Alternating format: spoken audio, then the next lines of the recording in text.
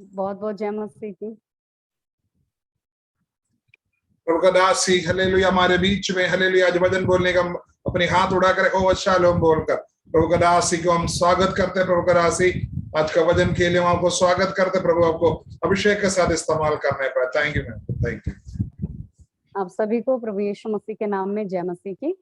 मैं विश्वास करती हूँ मेरी आवाज आप लोगों तक आ रही है अच्छे तरीके से। हम परमेश्वर का धन्यवाद करते हैं कि प्रभु ने हम सबको अभी तक संभाल के रखा, और ये परमेश्वर का अनुग्रह है कि आज हम लोग परमेश्वर के चरणों में इकट्ठा हैं।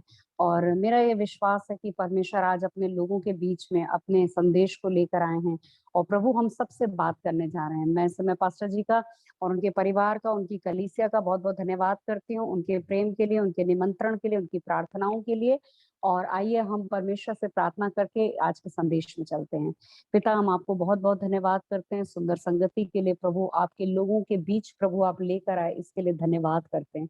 महान प्रेमी परमेश्वर प्रभु जी, आज आप अपने बच्चों से बात करना चाहते हैं। राजा, ये समय आपका है, ये वचन आपका है, पवित्र आत्मा लोग आपके हैं। प्रभु जी, बोलने वाला प्रभु, सुनने वाले आपके हैं। परमेश्वर दया करिए प्रभु जी, जो बातें आप प्रभु अपने लोगों तक पहुंचाना चाहते हैं वो प्रभु पूरी तरीके से आपके नियंत्रण में होकर होने पाए।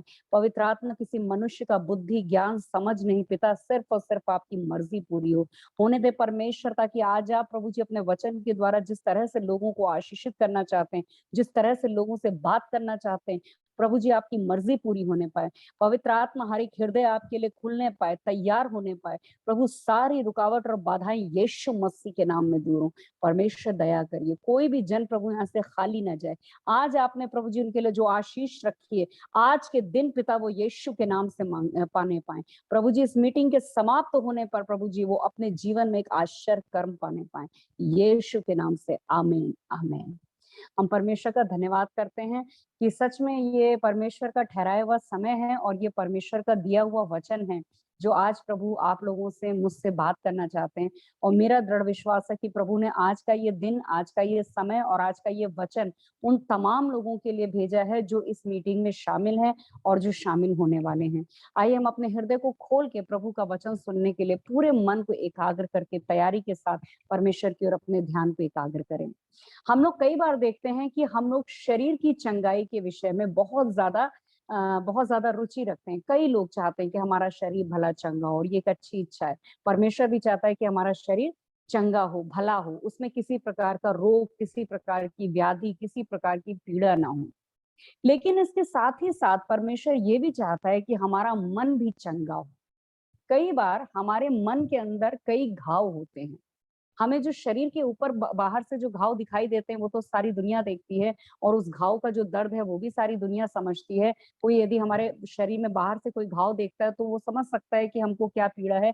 लेकिन जो घाव मन के अंदर लगे हुए हैं, उन मन के अंदर के घावों को केवल परमेश्वर देखता है। जैसा बाइबल कहती है कि परमेश्वर का देखना मनुष्य के देखने के जैसा नहीं है। मनुष्य क्या देखता है? बाहर का रूप रंग देखता है। लेकिन परमेश्वर क्या देखते हैं? परमेश्वर एक मनुष्य के अंदर देखते हैं। परमेश्वर उसके अंदर, उसकी आत्मा में देखते हैं, उसके हृदय में, उसके मन में देखते हैं। और परमेश्वर का वचन कहता है कि वो हमारे मन को चंगा करना चाहता है। परमेश्वर कभी नहीं चाहता कि हमारे मन में घाव रहे, क्योंकि अगर कोई भी घाव जिसका उपचार ना किया जाए, जिसका इलाज ना किया जाए, हम सब जानते हैं वो घाव धीरे धीरे सड़ने लगता है, वो घाव धीरे धीरे बसाने लगता है, धीरे धीरे वो पूरे शरीर को प्रभावित करने लगता है। ठीक इसी तरीके से परमेश्वर चाहता है आज के दिन हमारे मन में कोई भी घाव अगर है तो वो यीशु मसीह के नाम से चंगा हो जाए। ये मन के घाव क्या होते हैं? मन के घाव होते हैं, किसी ने हमसे कुछ ऐसी बात कह दी जो हमारे मन में बहुत दुख पहुंचाई, किसी के शब्द, किसी का कुछ व्यवहार ऐसा है, या हमारे जीवन में हमने कुछ ऐसी हानि उठाई, हमारा कुछ ऐसा नुकसान हो गया है जिसकी वजह से हमारे मन में बहुत शोक है। हो सकता है हमारे जीवन में कुछ ऐसे प्रश्न हैं, कुछ हम ऐसे संकट के समय से होकर जा रहे हैं। हो सकता है कुछ ऐसी बातें हैं जो हम किसी से कह नहीं सकते हैं। हो सकता है कुछ हमारी ऐसी दबी हुई प्रार्थनाएं हैं, हमारी कुछ ऐसी इच्छाएं हैं। परमेश्वर कहता है वो सारी चीजों को परमेश्वर देखता है, और परमेश्वर कहता है परमेश्वर उसको चंगा करना चाहता है। कई बार हम उसके ऊपर चंगाई के लिए ध्यान नहीं देते हैं, या कई बार हम सोचते हैं समय होने पर ये अपने आप ठीक हो जाएगा, लेकिन नहीं, परमेश्वर कहता है तुम्हारे मन के घावों को मैं चंगा करना चाहता हूँ। परमेश्वर अपने बच्चों को कभी भी आधे चंगाई आधी आशीष नहीं देता। वो चाहता है यदि हमारा शरीर भला चंगा है तो हमारा मन भी भला चंगा रहना चाहिए, क्योंकि वो परमेश्वर हमारा सृष्टिकर्ता परमेश्वर है, हमारे मन के अंदर उठने वाली हर एक बात को जानने समझने वाला परमेश्वर है। आज हम देखेंगे क्या परमेश्वर के प्रिय लोग, जो परमेश्वर के भक्त हैं, जो परमेश्वर की सेवा करते हैं, जो प्रभु यीशु मसीह के द्वारा परमेश्वर की संतान बने, क्या उनके जीवन के अंदर, उनके मन और उनके हृदय में भी कोई घाव होते हैं या हो सकते हैं? हाँ, बिल्कुल। परमेश्वर का वचन बताता है जो प्रभु के प्रिय लोग हैं, जो परमेश्वर की आज्ञाओं पर चलते हैं, जो प्रभु की धार्मिकता के अनुसार चलते हैं, उनके भी मनों में कई प्रकार के घाव पाए जाते हैं। उनके भी जीवन के अंदर कई प्रकार के ऐसे शोक पाए जाते हैं जिसे संसार नहीं देखता है। आज परमेश्वर आपसे बात कर रहे हैं। आपके मन के अंदर कोई घाव है, आपके मन के अंदर किसी की कोई बात है, आपके मन के अंदर किसी घटना को लेकर कोई दुख, किसी हानि को लेकर कोई शोक है, आपके मन के अंदर परमेश्वर से कुछ प्रश्न है, आपके अंदर किसी बात को लेकर कोई व्याकुलता है, कोई चिंता है, कोई आपके अंदर निराशा है, कोई आपके अंदर हताशा है, परमेश्वर उस घाव को आज के दिन चंगा करना चाहते हैं। अगर हम इस दुनिया के लोगों की बात करें तो उनके मन में जब घाव होते हैं, जब वो इस तरीके की परिस्थिति का सामना करते हैं, तो वो अधिकतर डिप्रेशन में चले जाते हैं, अवसाद में चले जाते हैं, अकेलेपन में चले जाते हैं, निराशा में चले जाते हैं, और कभी-कभी वो आत्महत्या करने तक के लिए मजबूर हो जाते हैं, क्योंकि उनके जीवन में जीवित परमेश्वर नहीं है। कई बार लोग अपने उन घावों को चंगा करने के लिए बाहरी उपाय का इस्तेमाल करते हैं। लोग कई प्रकार का नशा करना शुरू कर देते हैं, व्यभिचार में चले जाते हैं, बहुत ज्यादा धन कमाने लगते हैं, बहुत ज्यादा काम करने लगते हैं, अंधकार की उपासना करने लगते हैं, और वो सोचते हैं ऐसा करने के द्वारा हमारे मन के अंदर जो घाव हैं वो चंगे हो जाएंगे। लेकिन ऐसा नहीं होता, बल्कि इससे उनके शरीर की भी हानि होती है, उनके आत्मा की भी हानि होती है, उनका जीवन की भी हानि होती है। लेकिन हम जो परमेश्वर के लोग हैं, यदि हमारे मनों में आज किसी प्रकार का घाव है, तो परमेश्वर चाहता है कि हम परमेश्वर के सम्मुख उस घाव को रखें, ताकि प्रभु उसको चंगा करने पाए। मैं चाहूंगी हमारे लिए कोई इस समय भजन संहिता उसका 62वां अध्याय और पद 8 पढ़ दे। भजन संहिता 62 उसका 8।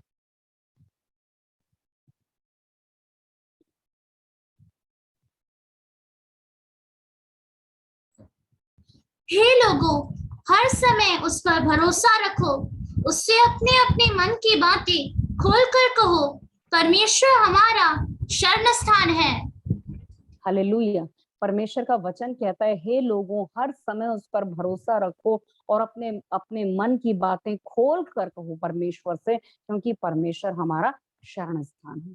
परमेश्वर कहता है जो परमेश्वर के लोग हैं वो अपने मन की बातों को परमेश्वर के सामने खोल कर रखें।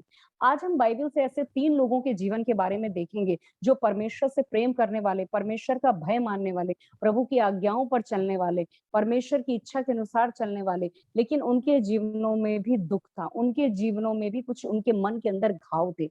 आइए हम सबसे पहले देखेंगे पहला शमूएल, और उसमें एक स्त्री है हन्ना, उसके जीवन के बारे में। पहला शमूएल, मैं चाहती हूँ पुराने नियम में हमारे लिए कोई पहला शमूएल और उसका पहला अध्याय और उसका पद 6 और 7 पढ़ दे। पहला शमूएल उसका पहला अध्याय पद 6 और 7। परंतु उसकी सोच इसके कारण से कि यहोवा ने उसकी कोख बंद कर रखी थी, उससे अत्यंत चिढ़ाकर कुढ़ाती रहती थी। वह तो प्रतिवर्ष ऐसा ही करता था, और जब हन्ना यहोवा के भवन को जाती थी तब पेनिन्ना उसको चिढ़ाती थी, इसलिए वो रोती और खाना ना खाती थी। हालेलुया। हम यहाँ पर देखते हैं एक व्यक्ति बाइबल में बताया जाता है जिसका नाम एल्काना था और उसकी 2 पत्नियां थी। एक का नाम था पनिन्ना और एक का नाम था हन्ना। पनिन्ना के जीवन में संतान की आशीष थी, लेकिन हन्ना के जीवन में संतान की आशीष नहीं थी।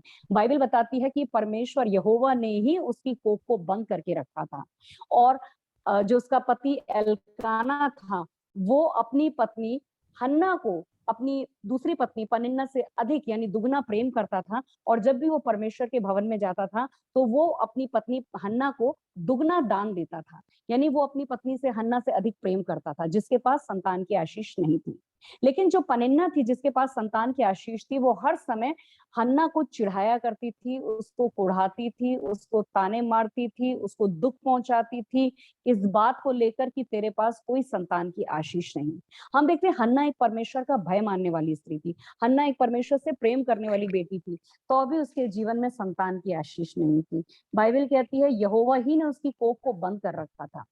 हम यहाँ पर देखते हैं हन्ना परमेश्वर से प्रेम करना अपनी किसी भी परिस्थिति में उसने छोड़ा नहीं।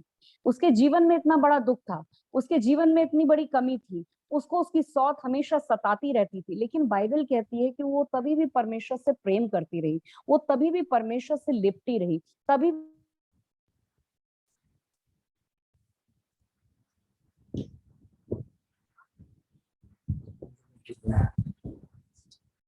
खाने और पीने के बाद हन्ना उठी और यहोवा के मंदिर के चौखट के बाजू के पास एली याजक कुर्सी पर बैठा हुआ था, जो मन में व्याकुल होकर यहोवा से प्रार्थना करने और बिलक बिलक कर रोने लगी।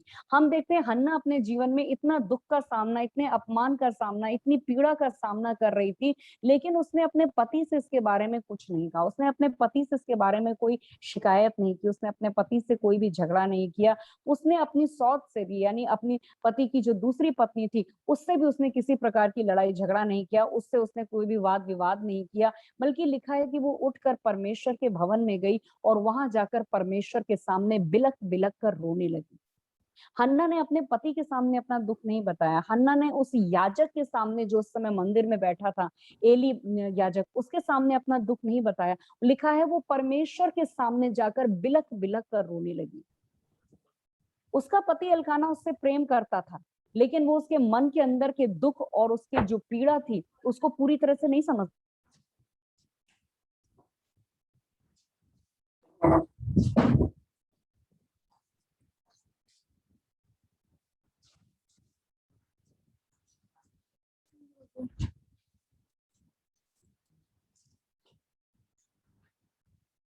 है कि वो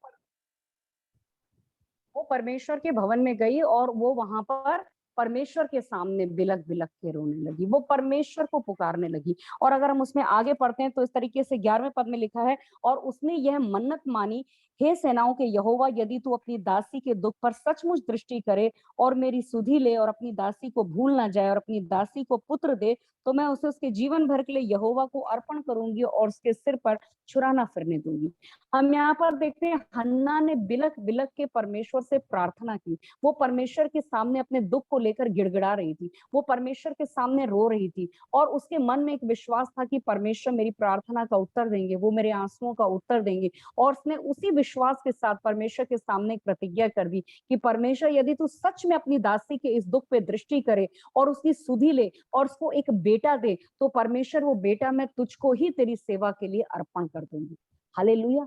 हम यहाँ पर देखते हैं हन्ना जैसी एक स्त्री जो इतने दुख का सामना कर रही थी, उसने उस दुख में भी अपने परमेश्वर को पुकारा। उसने मनुष्यों के सामने जाकर कोई लड़ाई झगड़ा नहीं किया, उसने मनुष्यों से किसी प्रकार का वाद विवाद नहीं किया, उसने किसी से किसी प्रकार की सहायता नहीं मांगी। वो सीधा अपने परमेश्वर के पास गई और वो परमेश्वर के सामने बिलक बिलक कर रोती और परमेश्वर से एक प्रतिज्ञा करती है कि प्रभु, यदि तू मुझे एक बेटा देता है तो उस बेटे को मैं तेरी ही सेवा के लिए अर्पण कर दूंगी।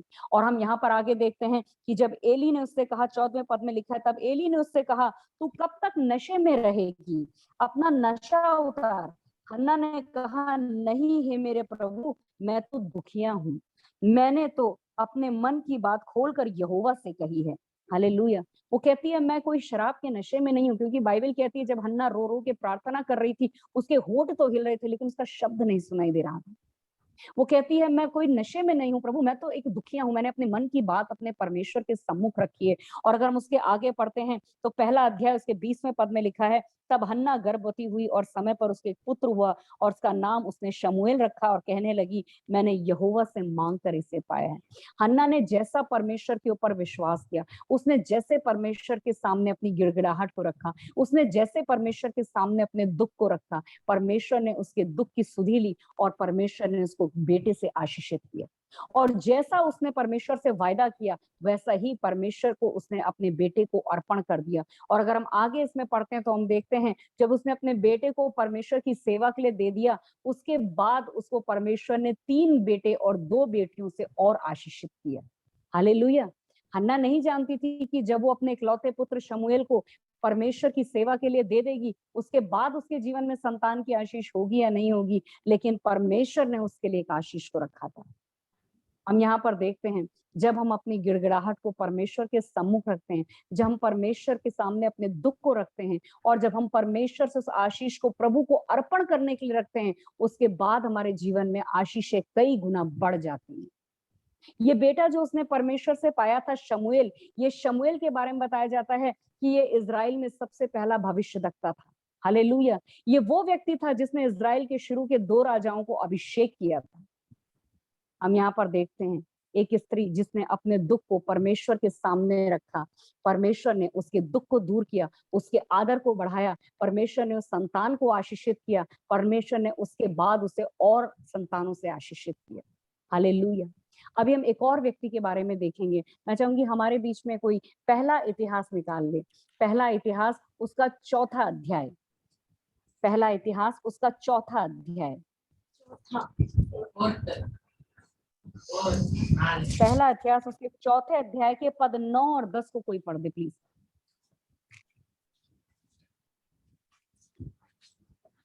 याबेस अपने भाइयों से अधिक प्रतिष्ठित हुआ और उसकी माता ने यह कहकर उसका नाम याबेस रखा, मैंने इससे पीड़ित होकर उत्पन्न किया। याबेस ने इस्राएल के परमेश्वर को यह कहकर पुकारा, भला होता कि तू मुझे सचमुच आशीष देता और मेरा देश बढ़ाता और तेरा हाथ मेरे साथ रहता और तू मुझे बुराई से ऐसा बचा रखता कि मैं उससे पीड़ित ना होता, और जो कुछ उसने मांगा वो परमेश्वर ने उसे दिया। Hallelujah, thank you. यहाँ पर क्या लिखा हुआ है? यहाँ पर याबेज नाम के एक व्यक्ति का जिक्र किया गया है और बताया जाता है कि याबेज बहुत पीड़ा के साथ उसका जन्म हुआ और उसकी माँ ने उसका नाम याबेज रखा, जिसका अर्थ ही पीड़ा है। अगर इस संसार के दूसरे लोग हमें कोई ताना मारे तो एक बार हम सह सकते हैं, लेकिन अगर अपनी जन्म देने वाली माँ हमको पीड़ा, दुख और तकलीफ के नाम से पुकारे तो ये बड़ी दुख की बात है। याबेज एक ऐसा इंसान था जिसको उसको बचपन से एक ऐसा नाम दिया गया कि जब भी कोई उसको पुकारता तो हमेशा ये सुनाई देता कि इस व्यक्ति के साथ दुख जुड़ा हुआ है, इसके नाम के साथ दुख जुड़ा हुआ है। वो जीवन भर इस नाम को लेकर आगे बढ़ा कि वहां पर उसको जब भी कोई याबेज कह के पुकारता तो उसको हमेशा सुनाई देता कि मैं पीड़ा देने वाला हूँ, मेरे नाम के साथ पीड़ा जुड़ा है, मेरी पहचान के साथ कष्ट जुड़ा हुआ है। एक व्यक्ति जिसके नाम के साथ ही दुख, पीड़ा, कष्ट और परेशानी जुड़ी हुई हो, हम कैसे सोच सकते हैं कि उसके जीवन में कुछ आनंद की बात भी होगी। सबसे पहले उसके अंदर यही दुख था कि मेरी माँ ने मुझे एक ऐसा नाम दिया है जिसका अर्थ ही पीड़ा है, जिसका अर्थ ही कष्ट और दुख है। और यहाँ पर याबेज परमेश्वर के सामने एक विनती को रखता है। याबेज परमेश्वर के सामने गिड़गिड़ाता है। वो परमेश्वर से क्या कहता है? वो कहता है 10वें पद में कि याबेज ने इज़राइल के परमेश्वर को यह कहकर पुकारा, भला होता कि तू मुझे सचमुच आशीष देता और मेरा देश बढ़ाता और तेरा हाथ मेरे साथ रहता और तू मुझे बुराई से ऐसा बचा रखता कि मैं उससे पीड़ित ना होता, और उसने जो कुछ मांगा परमेश्वर ने उसको दिया। हालेलुया।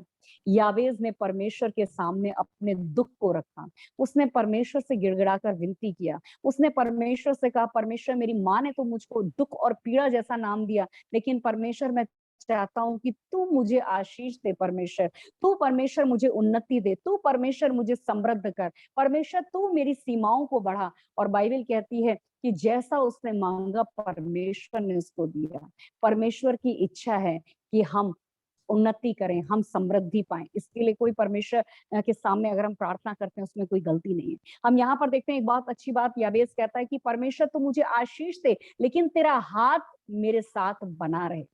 कई बार लोगों के जीवन में जब बहुत तरीके की आशीषें आती हैं, आशीषों के खुशी में वो इतना ज्यादा मगन हो जाते हैं कि वो परमेश्वर से दूर होना शुरू हो जाते हैं। अभी वो आशीषें उनके जीवन के लिए पहला स्थान हो जाती हैं और परमेश्वर दूसरा स्थान हो जाता है। याबेज कहता है, परमेश्वर ये सारी आशीषें देना, लेकिन तेरा हाथ भी मेरे ऊपर बना रहे ताकि मुझे तू हर प्रकार की बुराई से बचा के रखना। और बाइबल कहती है जैसा उसने परमेश्वर से मांगा परमेश्वर ने उसको दिया। हालेलुया। हम यहाँ पर देखते हैं, हम इन दोनों व्यक्तियों के जीवन से, हन्ना के जीवन से और हम याबेज के जीवन से देखते हैं, दोनों अपने जीवन में एक पीड़ा, एक कष्ट के समय से होकर जा रहे थे। उनको तरह तरह से लोग सताते थे, लोग उनको परमेश्वर के जन होने के नाते उनके ऊपर हंसते थे, उनका ठट्ठा करते थे, उनका मजाक उड़ाते थे। लेकिन परमेश्वर के सामने जब इन दोनों लोगों ने अपने दुख को उड़ेला, परमेश्वर ने उस दुख पर उनको आशीष दी। हम देखते हैं उनके दुख को परमेश्वर ने कई गुना सुख से बदल दिया, परमेश्वर ने उनको कई गुना आशीषों से भर दिया। क्या आज हम अपने जीवन में किसी दुख और पीड़ा का सामना कर रहे हैं? क्या आज हमारे मन में किसी बात को लेकर कोई शोक है? परमेश्वर कहता है उसे परमेश्वर के सम्मुख रखिए, परमेश्वर के सामने उसके लिए प्रार्थना कीजिए, परमेश्वर के सामने उन आंसुओं को बहाइए। परमेश्वर कहता है मेरे सामने गिड़गिड़ाओ, क्योंकि मैं उसको दुगने सुख में बदलने वाला परमेश्वर। हमें अपने दुख के समय भी अपने परमेश्वर के ऊपर भरोसा रखना है और परमेश्वर के सामने अपने मन की बातों को खोल खोल कर कहना है। हमारे मन के घाव चंगे होने बहुत जरूरी है। एक बार की बात है, मैं एक व्यक्ति से मिली और मैं उनके परिवार के बारे में पूछ रही थी, और जब मैंने उससे पूछा कि आपकी बेटी के विषय में, क्या आपके पास कोई बेटी भी है, और उन्होंने उस समय एकदम इनकार कर दिया। उन्होंने कहा कि नहीं, मेरी कोई बेटी नहीं है, मेरी एक बेटी थी, वो मर गई। और मुझे बहुत आश्चर्य हुआ, क्योंकि मैंने सुना था उनके पास बेटी है।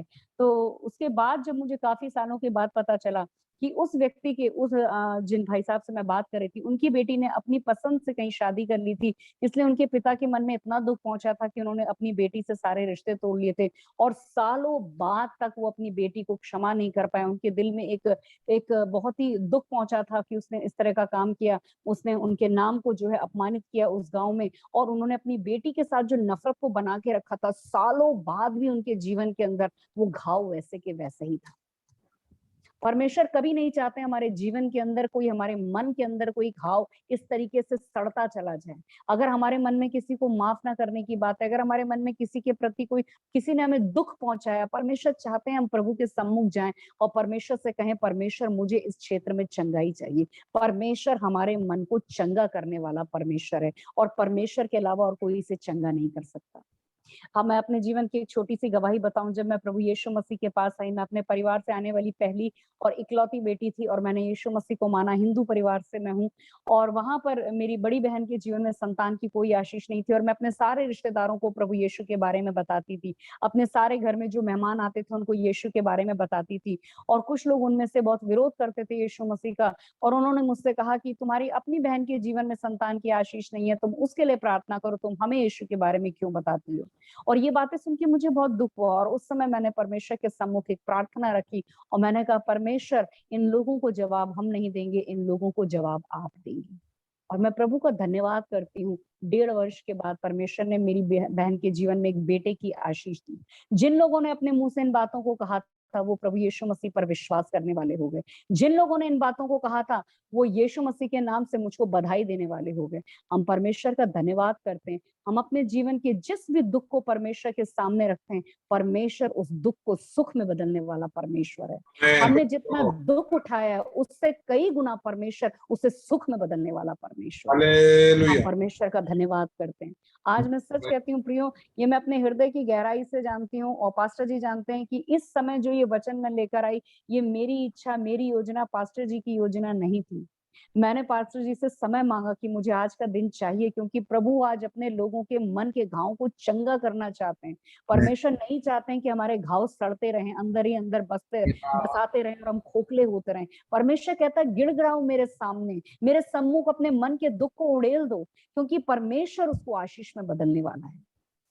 हो सकता है हमें से इस समय कोई जन हमारे बीच में ऐसे भी हों जो कहते हो कि आपको पता नहीं है हमारे साथ कितना दुख हुआ है, हमारे हृदय में कितनी पीड़ा लोगों ने पहुंचाई है। ये कहना, ये प्रचार करना बाइबल से बहुत सरल है, लेकिन इसको झेलना बहुत मुश्किल है। मैं बाइबल से एक ऐसे व्यक्ति का भी उदाहरण आपके सामने रखना चाहती हूँ, जिसने इन बातों को परमेश्वर के सामने नहीं, लेकिन मनुष्यों के सामने रखा, और उसके बाद उसके जीवन में क्या परिस्थिति हुई। आइए मेरे साथ निकालते हैं अय्यूब की पुस्तक।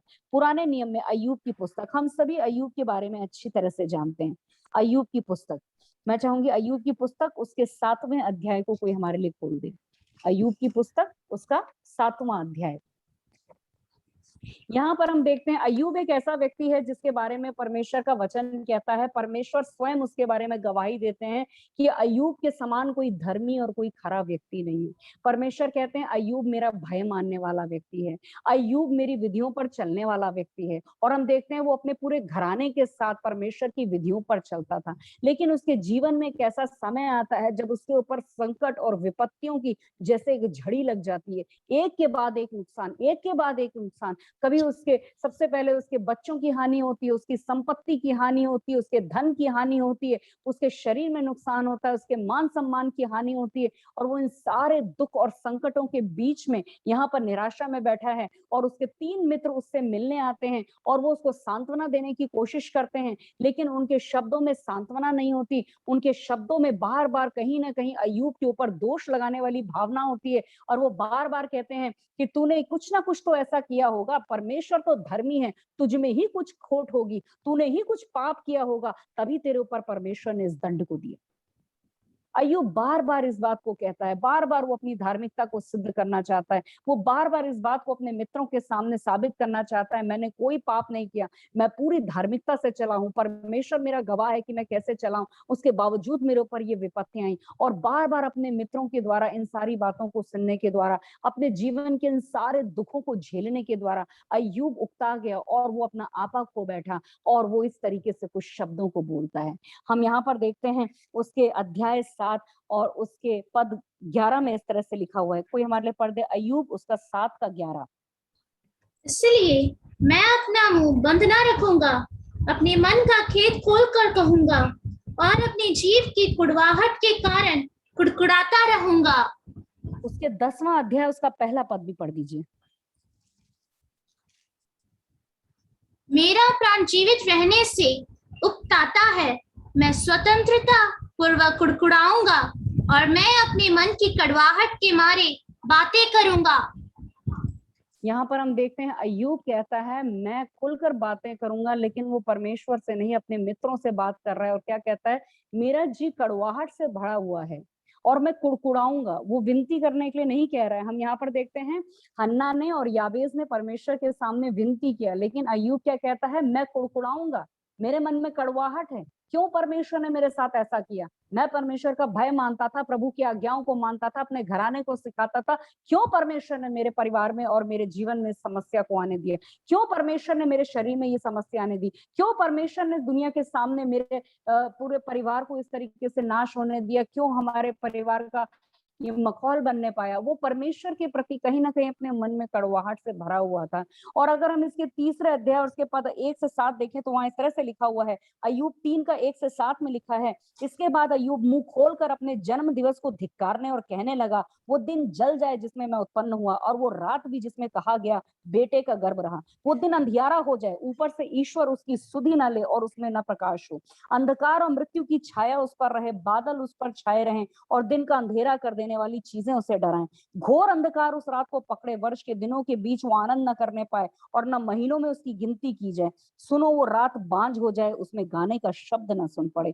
यहाँ पर अय्यूब इतनी कड़वाहट से भर गया कि अय्यूब उस दिन को कोसता है, वो उस रात को कोसता है जिस दिन उसका जन्म हुआ। वो कहता है वो दिन इतना श्रापित है, उस दिन में कभी प्रकाश ना हो, कभी उसकी गिनती ना की जाए, इतना श्रापित है वो दिन जिस दिन में पैदा हुआ।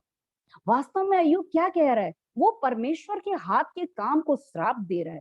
हर एक दिन परमेश्वर ने बनाया, बाइबल में कहती है हर एक दिन परमेश्वर ने बनाया, हम उसके लिए प्रभु का धन्यवाद करें। हो सकता है जिस दिन हम अपने जीवन का सबसे बड़ा नुकसान उठाया हो, जिस दिन हम अपने जीवन में सबसे बड़ी हानि उठाई हो, जिस दिन हमने अपने किसी प्रियजन को खोया हो सकता है जिस दिन हमने अपने जीवन में सबसे बड़ा दुख उठाया हो, परमेश्वर कहता है वो दिन भी हम परमेश्वर के लिए कहें, प्रभु तेरा धन्यवाद, तूने उस दिन को बनाया था। हर एक दिन के लिए हम परमेश्वर का धन्यवाद देते हैं। लेकिन अय्यूब क्या कर रहा है, परमेश्वर के हाथ के काम को श्राप दे रहा है। वो कह रहा है श्रापित हो जाए वो दिन। वो अपने जन्म दिवस को धिक्कार रहा है। और अगर उसके पद 9 से लेके 11 में हम पढ़ें तो कहता है, उसकी संध्या के तारे प्रकाश न दें, वो उजियाले की बाट जो है पर वो उसे न मिले, वो भोर की पलकों को भी देखने न पाए, क्योंकि उसने मेरी माता की कोख को बंद न किया और कष्ट को मेरी दृष्टि से न छुपाया। मैं गर्भ ही में क्यों न मर गया, पेट से निकलते ही मेरा प्राण क्यों न छूटा। पद 16 में कहता है, या मैं असमय गिरे हुए गर्भ के समान हुआ, या ऐसे बच्चों के समान होता जिन्होंने उजियाले को कभी देखा ही नहीं। अय्यूब कितना कड़वाहट से भरा हुआ था। वो क्या कह रहा है? वो कह रहा है न केवल परमेश्वर वो दिन श्रापित हो, वो कहता है अपनी माँ की कोख को भी श्राप देता है। क्यों परमेश्वर ने मेरी माँ की कोख को बंद नहीं कर दिया? वो जब गर्भ में था, जब वो एक गर्भ के रूप में था, वो उसको भी श्राप दे रहा है। वो कहता है वो गर्भ गिर क्यों नहीं गया, वो मर क्यों नहीं गया, वो बच्चा जन्म पेट के अंदर ही? क्यों उसने सूरज की किरण को देखा? क्यों वो जिंदा रहा? यानी इतने दिन, जितने दिन अय्यूब अपनी माँ के गर्भ में था, जो परमेश्वर उसको जीवन दे रहा था, वो उस जीवन को भी श्रापित देता है कि क्यों वो जीवन उसके अंदर बना रहा। वो वहीं मर जाता तो अच्छा था, उसे इतनी विपत्तियां नहीं देखनी पड़ती। अय्यूब क्या कर रहा है? अय्यूब दुख के मारे परमेश्वर के हाथ के कामों को श्राप पे श्राप दिए जा रहा है। वो कह रहा है श्रापित है वो दिन, श्रापित है वो गर्भ क्यों मैं रहा, तो क्यों मेरी माँ की कोख को बंद नहीं कर दिया। अय्यूब अपने दुख में, कुड़कुड़ाहट में ये भूल गया कि वो क्या बोल रहा है, किसके सम्मुख बोल रहा है और क्या बातें उसके मुंह से निकल रही हैं।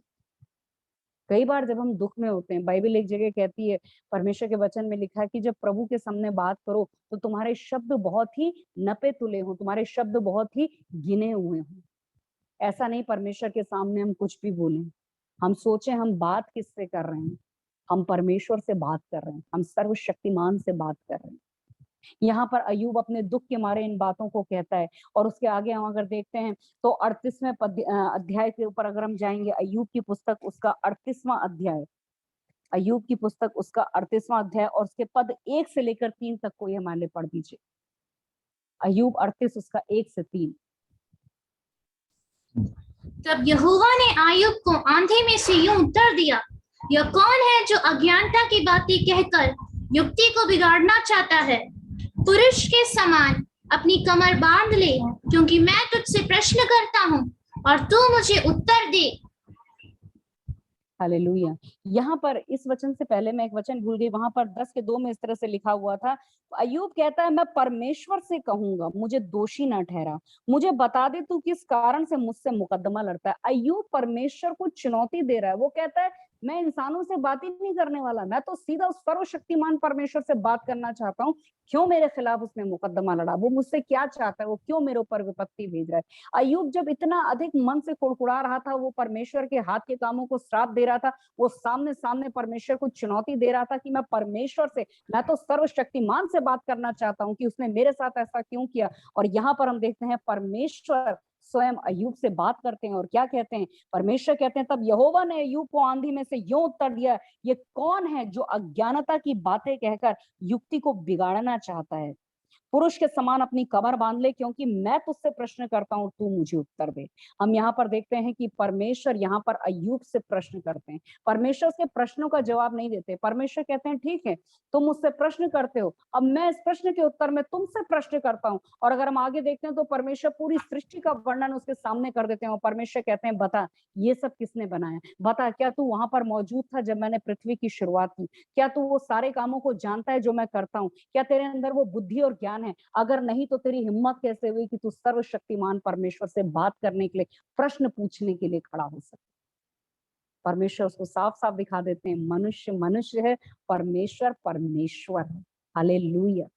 अपने दुख में कभी ना भूलें हम जीवित परमेश्वर से बात कर रहे हैं और परमेश्वर हमारे जीवन में जो कुछ भी होने की अनुमति देता है उसके पीछे परमेश्वर की कोई ना कोई योजना है, कोई ना कोई परमेश्वर का उद्देश्य है।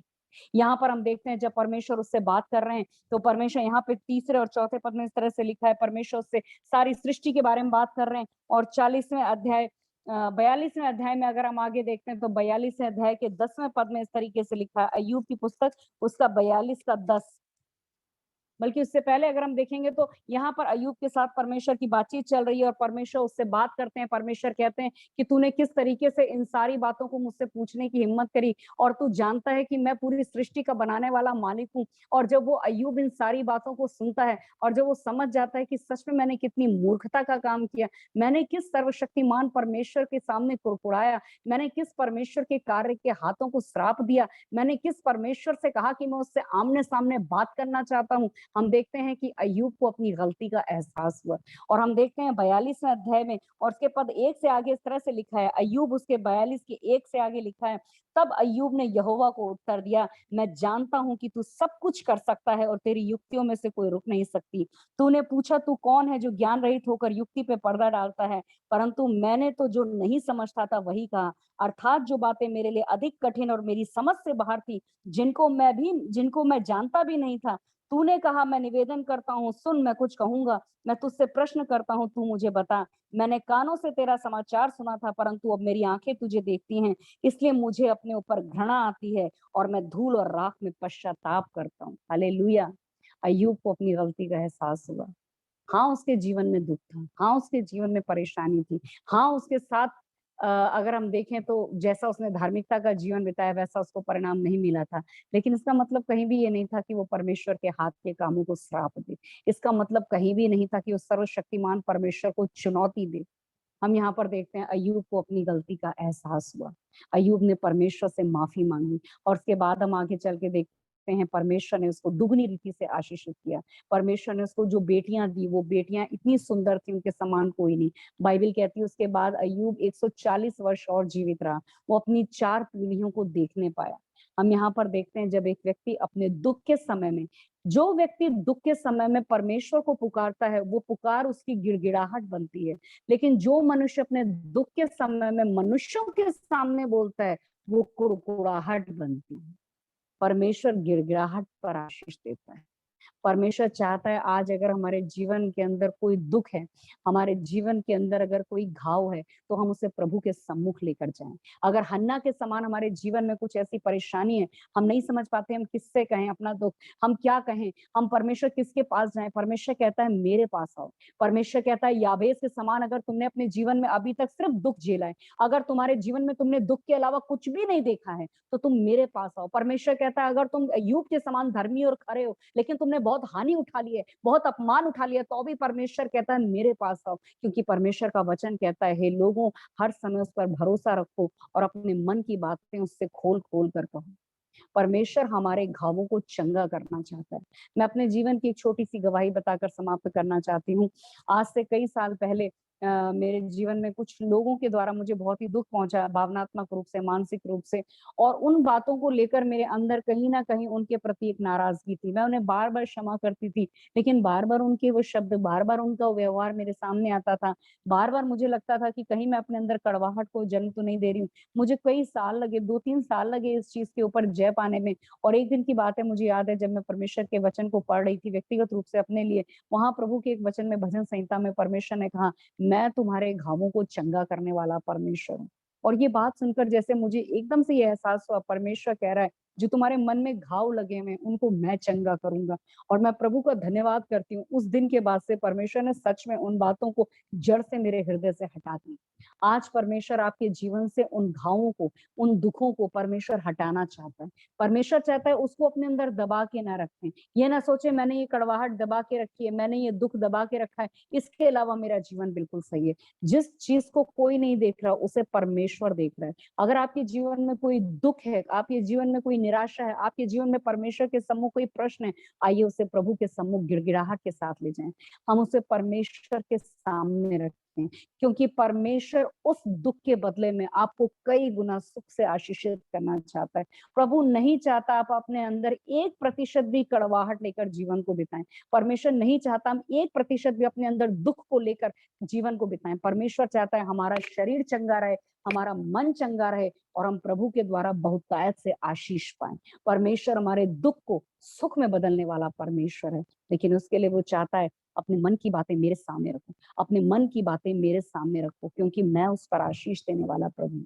आइए हम परमेश्वर को धन्यवाद देंगे और हम परमेश्वर से प्रार्थना करेंगे कि प्रभु सच में आज हमारे बीच में कोई भी व्यक्ति या जितने भी लोग हैं, अगर हमारे जीवन में ऐसी कोई अवस्था है, तो परमेश्वर हम आपके सम्मुख आए, हम गिड़गिड़ाएं और प्रभु निश्चय हमारे दुख को सुख में बदलने वाला परमेश्वर है। आइए हम प्रार्थना करें।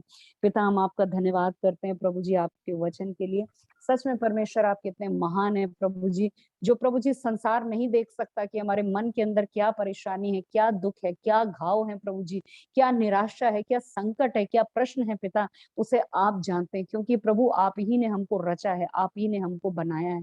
परमेश्वर हम प्रार्थना करते हैं प्रभु जी, आज आप अपने लोगों से बात कर रहे हैं प्रभु जी। आज आपने कहा कि अपने दुख की बातें मेरे सामने रखो, अपने मन की बातें मेरे सामने खोल के रखो, अपनी बुद्धि अपनी युक्ति के ऊपर भरोसा मत रखो, अपनी समझ के ऊपर भरोसा मत रखो, अपने अनुभव के ऊपर भरोसा मत रखो, अपने घाव को मेरे सामने खोल के रखो, क्योंकि मैं उन्हें चंगा करना चाहता हूँ। प्यारे परमेश्वर हम प्रार्थना करते हैं प्रभु जी, आज हो सकता है कुछ लोगों के जीवन में ऐसे दुख होंगे, ऐसे कष्ट होंगे प्रभु, वो किसी से बता नहीं सकते। हो सकता है प्रभु जी कोई गुप्त पाप होंगे परमेश्वर, वो किसी से बता नहीं सकते। हो सकता है प्रभु जी कुछ ऐसी प्रार्थनाएं होंगी वो किसी से कह नहीं सकते। हम चाहते हैं परमेश्वर उन मन की बातों को आप देख रहे हैं प्रभु, इसी समय हर एक जन प्रभु जी आपके सामने गिड़गिड़ाए। हम प्रार्थना करते हैं प्रभु जी, लोग अपने मन में ऐसे ही ना उनको छोड़ दें प्रभु जी, वो लोगों के सामने कुड़कुड़ाए नहीं, परमेश्वर वो आपके सामने गिड़गिड़ाए, ताकि प्रभु जैसे आपने हन्ना को आशीष दिया, आपने याबेस को आशीष दिया, आपने यूब को आशीष दिया प्रभु जी, ऐसे ही आशीष प्रभु हम में से हर एक के जीवन में आने पाए। प्रभु हम प्रार्थना करते हैं आज के दिन प्रभु जी वो चंगाइयां, आज के दिन यीशु मसीह वो आशीषें, आज के दिन राजा वो प्रार्थनाओं के उत्तर लोगों तक पहुंचने पाए प्रभु, हर एक हृदय आपके सामने खुलने पाए। हम परमेश्वर धन्यवाद करते हैं क्योंकि सच में राजा आप हमारे मन के घावों को चंगा करना चाहते हैं।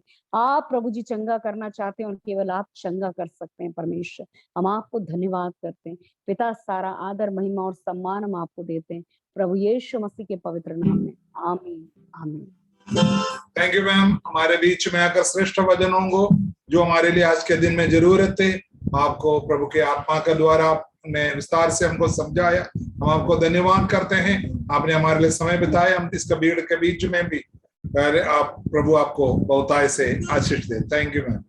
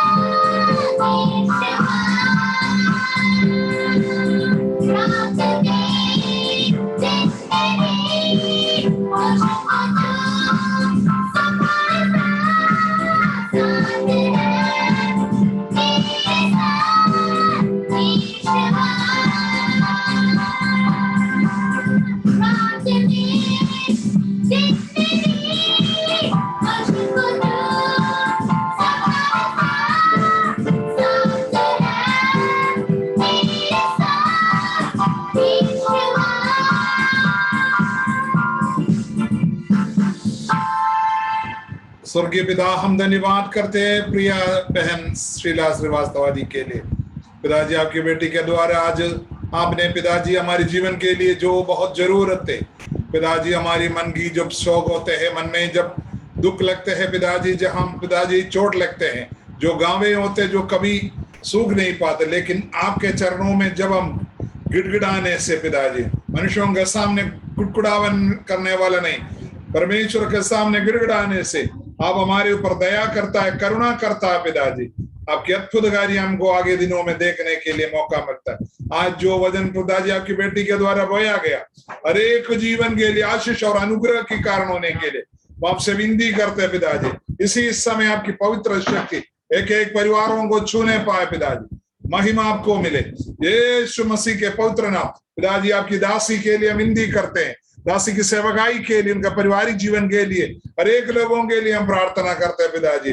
दया मांगते, करुणा मांगते, पिता पुत्र और पवित्र आत्मा के नाम पर उस परिवार को, आपकी बेटी की आज सेवकाई को हम आशीष देते हैं, अनुग्रह करते हैं पिताजी। महिमा आपको मिले यीशु मसीह के पवित्र नाम मांगते हैं, आमीन आमीन आमीन।